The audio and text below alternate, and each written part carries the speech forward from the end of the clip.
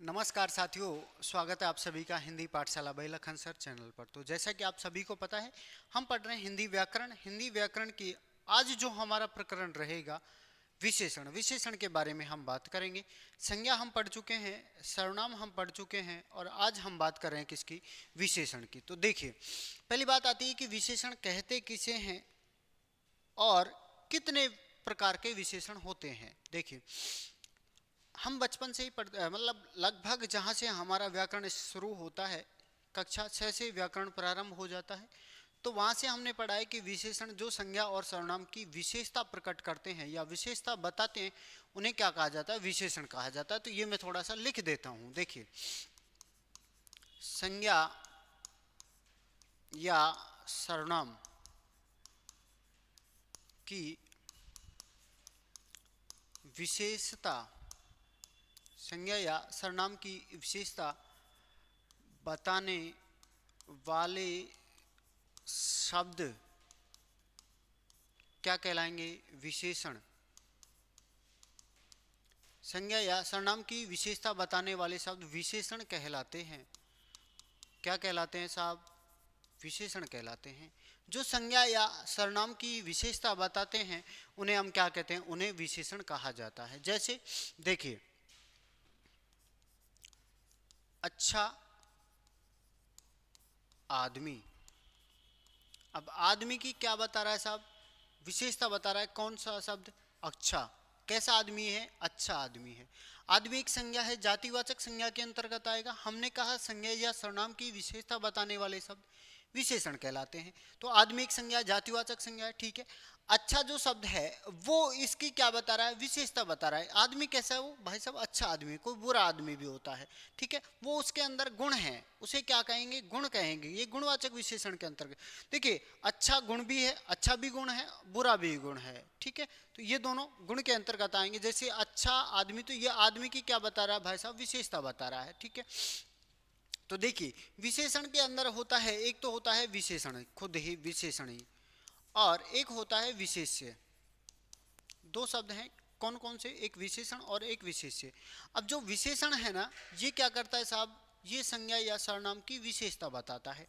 तो इसे कहेंगे विशेषता बताने वाले शब्द। क्या कहलाते हैं? विशेषण कहलाते हैं। जो विशेषता बताते हैं उन्हें विशेषण कहा जाता है। और विशेषता, विशेष्य किसे कहेंगे? जिस शब्द की, जिस शब्द की विशेषता बताई जाए।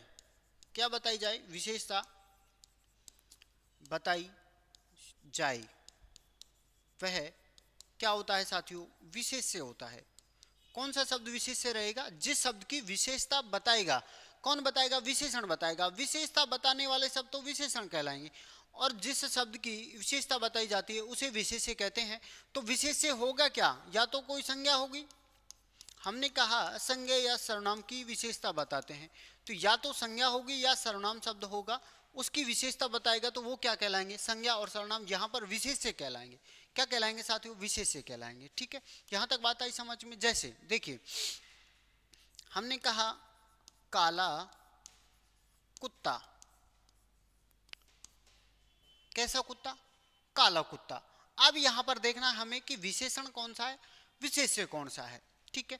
तो देखिए, हमने कहा संज्ञा या सर्वनाम जो होंगे उनकी विशेषता बताने वाले शब्द क्या कहलाते हैं? विशेषण कहलाते हैं। तो भाई साहब विशेषता बता रहा है यहाँ पर काला। काला क्या है? विशेषण है। काला क्या हो जाएगा यहाँ पर? विशेषण। काला है विशेषण। और विशेष्य, हमने कहा विशेष्य क्या होंगे? जिस शब्द की विशेषता बताई जाती है वह विशेष्य कहलाता है। तो विशेष्य क्या होगा? या तो संज्ञा होगी या सर्वनाम होगी। तो हमने देखा यहाँ पर जो कुत्ता है, वो कुत्ता क्या है साथियों? संज्ञा है। और संज्ञा में कौन सी संज्ञा आएगी? ये जातिवाचक संज्ञा के अंतर्गत। पशु पक्षियों के नाम, जानवरों के नाम, ये सभी किसके अंतर्गत आते हैं? आपके जातिवाचक संज्ञा के अंतर्गत आते हैं, ठीक है। चलिए आगे हम देखते हैं कि विशेषण के भेद कितने होते हैं साथियों, और विशेषण के प्रकार। विशेषण के भेद या प्रकार कह सकते हैं इसे साथियों। मैंने एक बार कक्षा में पूछ लिया था कि विशेषण के भेद कितने होते हैं, तो साथियों उन्होंने उत्तर दिया कि 4 होते हैं सर। ठीक है भाई साहब। अगले दिन मैं आया, क्लास रिपीट करवानी होती है, तब मैंने पूछा कि विशेषण के प्रकार कितने होते हैं। वो कह रहे हैं कि सर आपने प्रकार तो बताए नहीं, विशेषण के तो भेद बताए थे। ठीक है, तो प्रकार और भेद में कोई अंतर नहीं है, वही बात है। ठीक है, तो विशेषण के कितने प्रकार होते हैं साथियों? 4 प्रकार होते हैं। कौन कौन से होते हैं उनके बारे में देखिए। पहला जो होता है वो होता है आपका गुणवाचक विशेषण। कौन सा वाचक विशेषण? गुणवाचक विशेषण। देखिए, इसे व्यक्तिवाची विशेषण भी कह सकते हैं, बिल्कुल कह सकते हैं। विद्वान इसे 5वां भेद भी मानते हैं, विशेषण का 5वां भेद मानते हैं। किस प्रकार से? देखिए, व्यक्तिवाची जो विशेषण होता है वो किसी व्यक्तिवाचक संज्ञा से बनता है, और जब व्यक्तिवाचक संज्ञा से बनता है तो वो उसके गुणों को प्रदर्शित करता है, और जब गुणों को प्रदर्शित करेगा तो उसे हम गुणवाचक विशेषण में रखेंगे ना, उसे व्यक्तिवाचक विशेषण कैसे कहेंगे? ठीक है, जैसे मान लीजिए जयपुरी रजाई है, तो वह उस रजाई के अंतर्गत उस स्थान के गुण आ गए भाई साहब। मतलब जयपुर में एक पाव रजाई बनती है, मतलब 250 ग्राम के लगभग उसे माना जाता है। वैसे तो होती वो ज्यादा ही ग्राम की है, लेकिन उसका नाम धर दिया कि पाव रजाई है। लेकिन पाव रजाई कहाँ की प्रसिद्ध है? जयपुर की। तो जयपुरी रजाई, तो उसमें जयपुर उस स्थान के गुण आ गए भाई साहब, तो गुणवाचक गुण आने के कारण वह गुणवाचक में जाएगा, ना कि व्यक्तिवाचक में। इसे व्यक्तिवाचक भी कह सकते हैं। ठीक है, चलिए दूसरा जो होता है उसका नाम है संख्यावाचक विशेषण। कौन सा विशेषण? संख्यावाचक विशेषण। 3 नंबर पे जो होता है उसका नाम है परिमाणवाचक। नाम नहीं है ये, क्या है? परिमाणवाचक विशेषण है भाई साहब, परिमाणवाचक विशेषण। 4 नंबर पे जो होता है वो होता है आपका सार्वनामिक विशेषण, यानी कि सर्वनाम से जो विशेषण बनते हैं उसे सार्वनामिक विशेषण कहा जाता है। तो विशेषण के कितने भेद पढ़े हैं हमने? 4 भेद होते हैं। कौन कौन से होते हैं साथियों? गुणवाचक विशेषण होता है जिसे व्यक्तिवाचक विशेषण कहा जाता है, संख्यावाचक विशेषण होता है, परिमाणवाचक विशेषण होता है, सार्वनामिक विशेषण होता है। तो ये कितने भेद होते हैं? विशेषण के 4 भेद होते हैं। ठीक है, अब बात तो क्लियर आ रही होगी। चलिए अब एक एक करके हम इनको पढ़ लेते हैं, तो देखते हैं कि कौन सा पहला एक आएगा। 1 नंबर पे आएगा आपका गुणवाचक विशेषण। कौन सा विशेषण आएगा साथियों? गुणवाचक विशेषण। अब गुणवाचक जो विशेषण है वो गुणों का बोध करवाएगा। गुणों का क्या करवाएगा साथियों? गुणों का बोध करवाएगा। कैसे करवाएगा उसके बारे में हम थोड़ी सी बात करेंगे। तो देखिए, किसका फोन आ रहा है? अरे भाई क्लास में हूँ।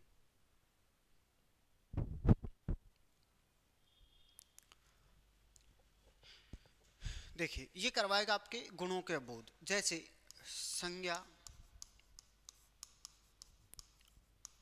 सर्वनाम, संज्ञा की अवस्था,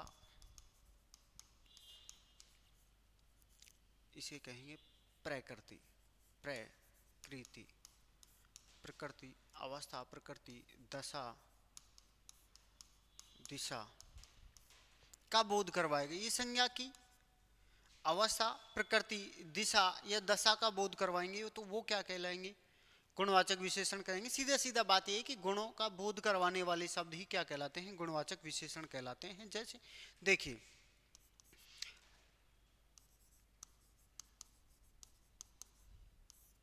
ईमानदार व्यक्ति, व्यक्ति के गुण हैं। कैसा व्यक्ति है वो? ईमानदार है भाई साहब। जैसे नीला आसमान, आसमान कैसा है भाई साहब? नीला है। गुण है इसके अंतर्गत? बिल्कुल है भाई साहब। जैसे गरीब आदमी, आदमी की क्या है विशेषता है कि कैसा आदमी है वो? गरीब आदमी। हमने कहा कि गुणवाचक विशेषण को व्यक्तिवाचक विशेषण भी कह सकते हैं। कैसे कह सकते हैं? जैसे देखिए, नागौरी मेथी, जो नागौरी मेथी है इसकी विशेषता होती है कि इसके अंदर खुशबू आती है, ऐसा माना जाता है। सुना है मैंने भी, ठीक है। नागौरी मेथी, तो इसके अंतर्गत बताओ नागौर उस मेथी के गुण हैं या नहीं है। व्यक्तिवाचक विशेषण तो मान लिया हमने कि नागौर का है, व्यक्तिवाचक संज्ञा है नागौर, ठीक है। लेकिन ये इसके अंतर्गत इसके गुण को प्रदर्शित कर रहा है, ये क्या कर रहा है भाई साहब, गुणों को प्रदर्शित कर रहा है, तो इसलिए ये क्या हो जाएगा आपका व्यक्तिवाचक विशेषण हो जाएगा। जैसे पंजाबी गीत, गीतों की विशेषताएं कैसे हैं, पंजाबी हैं। जैसे बीकानेरी भुजिया या रसगुल्ले भी कह सकते हैं, है ना, बीकानेर के रसगुल्ले भी तो फेमस है ना। हाँ, तो ये कौन सा आ जाएगा आपका गुणवाचक विशेषण होगा, जिसके अंतर्गत संज्ञा की अवस्था दिशा दशा का बोध करवाया जाता है, सीधी सीधी बात गुणों का बोध करवाया जाता है, ठीक है। हमने कहा ईमानदार व्यक्ति, तो व्यक्ति की ईमानदारी वाला जो गुण है वो प्रदर्शित हो रहा है कि व्यक्ति कैसा बिल्कुल ईमानदार है, गुण है उसके अंतर्गत। नीला आसमान, आसमान कैसा है भाई साहब, नीला है, ठीक है। गरीब आदमी, दशा का बोध हो रहा है, गरीब आदमी है। नागौरी मेथी व्यक्तिवाचक है, और पंजाबी गीत, बीकानेरी रसगुल्ले व्यक्तिवाचक विशेषण हैं, लेकिन ये अपने नाम के साथ अपने गुणों का बोध करवा रहे हैं, इसलिए क्या कहलाएंगे, गुणवाचक विशेषण के अंतर्गत आएंगे, ठीक है। अगला देखिए, अगला होता है अपना संख्यावाचक विशेषण। कौन सा भाई साहब, संख्यावाचक।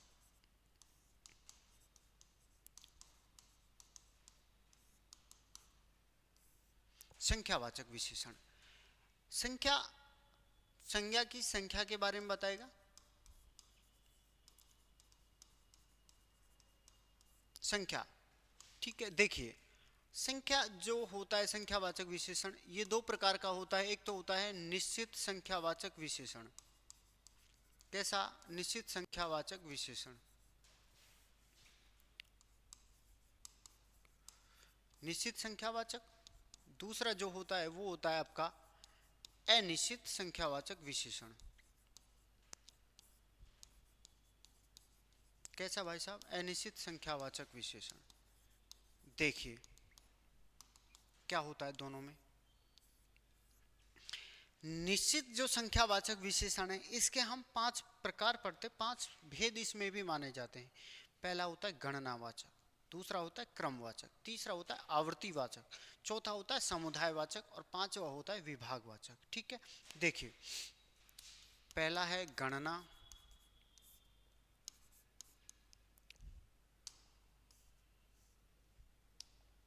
गणनावाचक, दूसरा है क्रम, तीसरा है आवर्ती, आवर्ती, 4 नंबर पे है समुदाय, और 5 नंबर पे जो भेद आता है उसका नाम है विभागवाचक। कौन सा, विभागवाचक। ये इसके अंतर्गत आते हैं, कौन से, निश्चित संख्यावाचक विशेषण के अंतर्गत। देखिए जो गणना है उसमें कहेंगे 1 2 3 और 4, मतलब इस तरह की संख्या है जिनकी हम काउंटिंग कर सकते हैं, ठीक है। क्रम में, क्रम में देखिए, क्रम में क्या आएगा, प्रथम द्वितीय, इस प्रकार से। आवर्ती, आवर्ती में दोगुने, चौगुने, ठीक है। समुदाय में क्या आएगा, समुदाय में आएगा दोनों,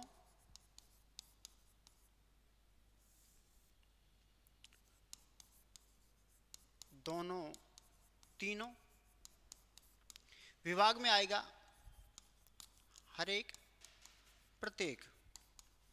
ये किस में आएंगे, आपके विभागवाचक में आएंगे। जैसे मान लीजिए हम गणना कर रहे हैं कि 1 2 3 4 5, वो गणनावाचक हो गया। क्रम आएगा, निश्चित है, निश्चित संख्या के बारे में बताएगा, तो ये क्या हो जाएगा आपका निश्चित संख्यावाचक। दूसरा आएगा वो आएगा आपका अनिश्चित संख्यावाचक,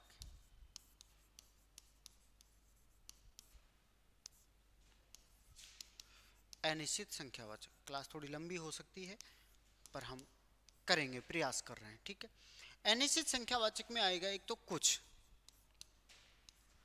ठीक है, एक आता है आपका बहुत, ठीक है, थोड़े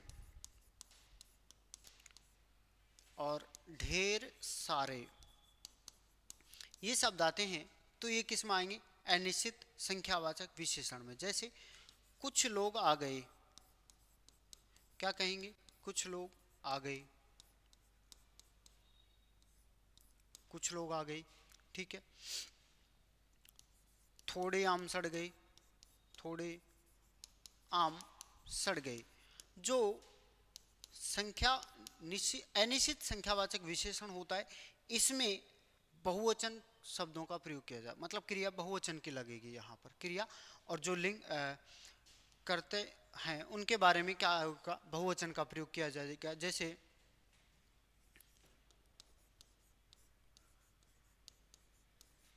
ढेर सारे केले पड़े हैं, ढेर सारे केले पड़े हैं, मतलब बहुत सारे, ढेर सारे पड़े हैं, ठीक है। तो ये क्या है? अनिश्चित संख्यावाचक, मतलब उनकी हम गणना नहीं कर सकते, ठीक है। चलिए आगे है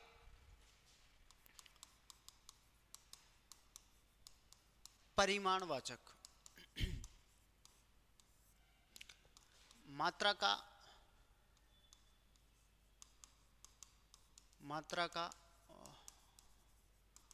बोध होता है, उसे क्या कहते हैं? परिमाणवाचक विशेषण कहते हैं। यह भी दो प्रकार का होता है, एक होता है निश्चित परिमाणवाचक विशेषण, निश्चित परिमाणवाचक। अब जो निश्चित परिमाणवाचक विशेषण है, इसके अंतर्गत क्या होगा, देखिए। व्यापारिक इकाई, व्यापारिक इकाई शुरुआत में लग जाएगी भाई साहब इसके। व्यापारिक इकाई लगती है। व्यापारिक इकाई कौन कौन सी होती हैं? आपने देखा होगा, किलोग्राम, किलोमीटर, ग्राम, ग्राम, मीटर, लीटर। तोलने वाली, मापने तोलने वाली जितनी भी इकाई हैं वो व्यापारिक इकाई के अंतर्गत आती हैं। और वो किस में आती है साहब? आपकी आती है निश्चित परिमाणवाचक में। जैसे देखिए 5 केजी चावल, क्या है? 5 केजी चावल, ठीक है। 10 किलोमीटर सड़क, 10 किलोमीटर सड़क हो गया। 100 ग्राम सोना, 100 ग्राम सोना, ठीक है। 10 मीटर कपड़ा, पैमाइश कर रहे हैं हम इनकी सभी की, और निश्चित पैमाइश है 5 लीटर, 5 लीटर दूध। सभी क्या है? निश्चित परिमाणवाचक विशेषण के अंतर्गत आएंगे, कि मतलब एक व्यापारिक इकाई है और उन्हें फिक्स मात्रा में माप दिया है हमने, तो क्या हो जाएगा? आपका निश्चित परिमाणवाचक विशेषण होगा, ठीक है।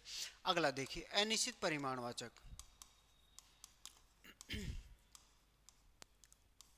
अनिश्चित परिमाणवाचक विशेषण,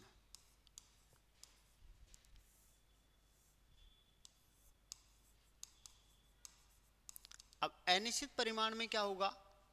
मात्रा फिक्स नहीं है यहाँ पर, तो उसके लिए अनिश्चित में तो आता है आपका कुछ, कुछ और कम, ज़्यादा,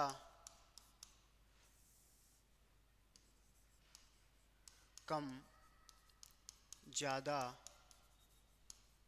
अल्प, तनिक, सारा। वहां पर लिखे थे हमने सारे, जहां पर लिखा है हमने सारा, एक वचन का प्रभाव रहेगा यहाँ पर। वहां पर बहुवचन था, यहाँ पर एक वचन आ जाएगा, ठीक है। देखिए अनिश्चित परिमाणवाचक, कुछ चीनी, कुछ चीनी, कम सब्जी, मुझे कम सब्जी चाहिए, है ना। ज़्यादा नमक, सब्जी में हो जाता है ना ज़्यादा नमक, उस प्रकार से, ठीक है। सारा कपड़ा, जैसे सारा कपड़ा बिक गया और सारे कपड़े बिक गए, अनिश्चित संख्यावाचक विशेषण। सारा कपड़ा अनिश्चित परिमाणवाचक, मतलब एक थान था हमारे पास में, उसमें से सारा कपड़ा बिक गया, सारा ही वो जो थान था वो पूरा का पूरा बिक गया, मतलब अनिश्चित संख्यावाचक, अनिश्चित परिमाण है। और अनिश्चित संख्या में सारे कपड़े बिक गए, मतलब जितने कपड़े रखे थे वो कितने थे, गिनती तो नहीं की, लेकिन उनका संख्या काउंट कर सकते थे हमें।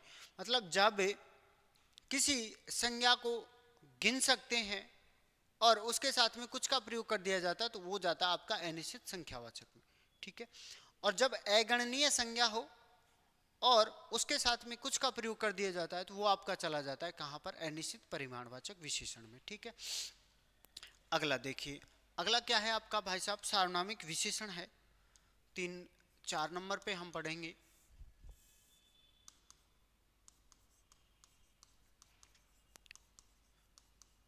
सार्वनामिक विशेषण क्या पढ़ रहे हैं भाई साहब, सार्वनामिक विशेषण 4 नंबर पे, ठीक है। देखिए क्या फोन कर रहे हैं, बार बार यार ये।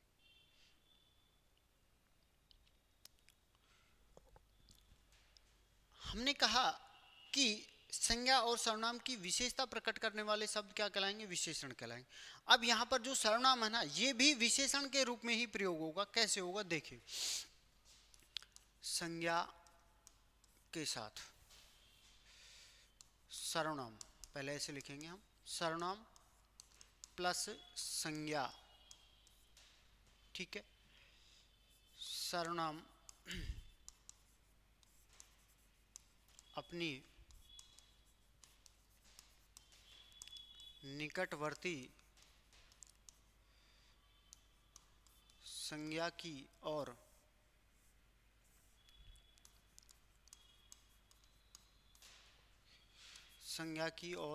संकेत करे। क्या करे भाई साहब, संकेत करे। संकेत करे कहाँ पर, अपनी जो पास में संज्ञा है उसके लिए। सर्वनाम प्लस संज्ञा एक दूसरे के लिए आए, एक दूसरे के लिए आए। कौन कौन, संज्ञा और सर्वनाम एक दूसरे के लिए आए, ठीक है। दोनों पास पास में आए, कौन, संज्ञा और सर्वनाम पास पास में आए, अपनी निकटवर्ती संज्ञा की ओर इशारा करे। सर्वनाम संज्ञा एक दूसरे के लिए आए, वो जो सर्वनाम है वो अपनी निकटवर्ती संज्ञा है और उसके लिए ही आया, तो क्या कहलाएगा आपका, सार्वनामिक विशेषण कहलाएगा। देखिए जैसे वह मकान राधा का है, किसके लिए आया भाई साहब, वह सर्वनाम है, कौन सा, निश्चित संख्यावाचक, निश्चित निश्चयवाचक सर्वनाम है। और ये किसके लिए आया है, मकान, अपने निकटवर्ती संज्ञा के लिए। हमने कहा कि सर्वनाम और संज्ञा एक साथ आए, सर्वनाम और संज्ञा दोनों एक साथ आए हैं। सर्वनाम अपनी निकटवर्ती संज्ञा की ओर संकेत करता है। वह मकान किसका है, राधा का है, लेकिन संकेत किसकी ओर कर रहा है, वो मकान की ओर कर रहा है। वह शब्द किसकी ओर संकेत कर रहा है भाई साहब, मकान की ओर, ठीक है। संज्ञा और सर्वनाम एक दूसरे के लिए आए हैं, वह शब्द किसके लिए आया, मकान के लिए आया है, ना कि राधा के लिए आया है। यहाँ तक क्लियर है, ठीक है। चलिए देखिए, वह मकान किसका है भाई साहब, राधा का है, ठीक है। यह बगीचा आम का है, यह बगीचा आम का है। यह शब्द सर्वनाम है, निश्चयवाचक सर्वनाम है, और किसके लिए आया है, बगीचे के लिए आया है। संज्ञा और सर्वनाम दोनों पास पास में आए हैं, एक दूसरे के लिए आए, निकटवर्ती संज्ञा की ओर संकेत कर रहा है, ठीक है। जैसे यह बस जयपुर जाएगी, यह बस कहाँ जाएगी भाई साहब, जयपुर जाएगी। यह शब्द आ गया और बस शब्द आ गया, दोनों एक दूसरे के पास में आए तो क्या बन जाएगा, ये सार्वनामिक विशेषण बनेगा। जैसे मुझे आपकी कुछ चिंता है, मुझे आपकी क्या है, कुछ चिंता है। कुछ शब्द आ गया, सार्वनामिक अनिश्चयवाचक सर्वनाम है, और चिंता क्या है, भाववाचक संज्ञा है। दोनों एक दूसरे के लिए आए हैं तो क्या बन जाएगा आपका, सार्वनामिक विशेषण बनेगा, ठीक है। आपको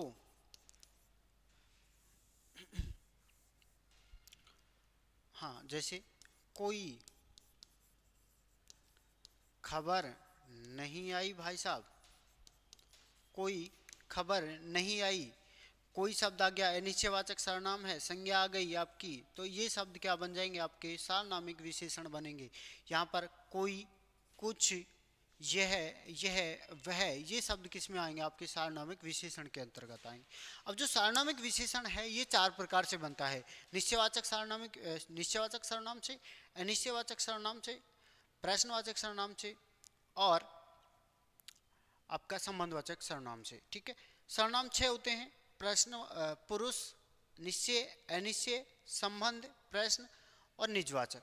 निज को हटा दीजिए, पुरुष को हटा दीजिए, बच गए कितने, चार, निश्चय, अनिश्चय, संबंध और निश्चय, अनिश्चय, संबंध और प्रश्नवाचक। तो इन शब्दों से सार्वनामिक विशेषण का निर्माण होता है, ये सर्वनाम आपके अंतर्गत आते हैं। तो क्या बनता है, आपका सार्वनामिक विशेषण बनता है। और ये आपके सर्वनाम जो विशेषण है वो यहाँ पर होते हैं कंप्लीट। तो अगली वीडियो में फिर मिलेंगे किसी नए टॉपिक के साथ में, तब तक के लिए आप सभी को जय हिंद, राधे राधे।